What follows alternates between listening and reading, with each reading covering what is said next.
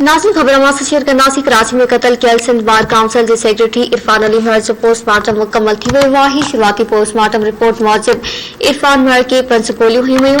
2 गोलियूं सीने ते ऐं हिक बांह में लगी। पोस्टमार्टम कंदड़ डॉक्टर सुमैया चयो त फायरिंग नंढे हथियार सां ऐं कुझु फुटनि जे मुफ़ासिले खां कई वई। सीने में लॻल गोली इरफान महर जे मौत जो कारण बणी आहे।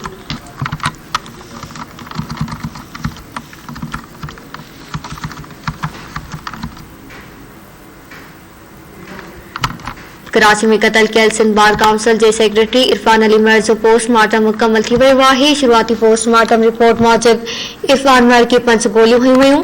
2 गोलियूं चेहरे ते, 2 सीने ते ऐं हिक बांह में लगी। पोस्टमार्टम कंदड़ डॉक्टर सुमैया चयो त फायरिंग नंढे हथियार सां ऐं कुझु फुटनि जे मुफ़ासिले खां कई वई आहे। सीने में लॻल गोली इरफान महर जी मौत जो कारण बणी आहे।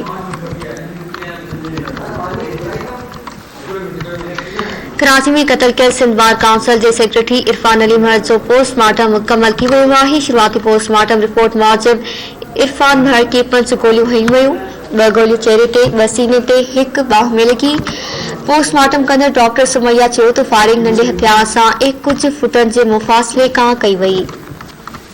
सीने में लॻल गोली इरफान महर जी मौत जो कारण बणी आहे।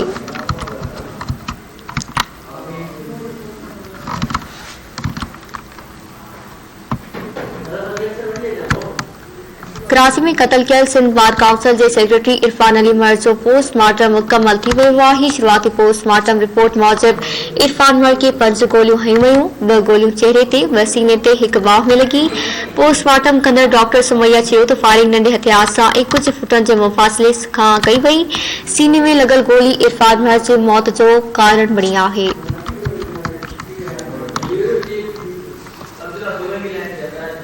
तफ़सील मालूम कंदासीं ब्यूरो चीफ कराची अब्दुल्ला सोलंकी खां। जी अब्दुल्ला, आगाह कजो, पोस्टमार्टम रिपोर्ट जारी कई वई आहे। जी बिल्कुल, इरफान महर क़त्ल की शुरुआती पोस्टमार्टम रिपोर्ट जारी की हुई है। जिन शुरुआती रिपोर्ट मूजिब इरफान महर के 5 गोलियूं लॻियूं आहिनि। रिपोर्ट मूजिब गोली वेझे खां लॻल आहे। नंढे हथियार जूं गोलियूं आहिनि। 2 गोलियूं सीने में, 2 पेट में ऐं हिक मथे में लगी है।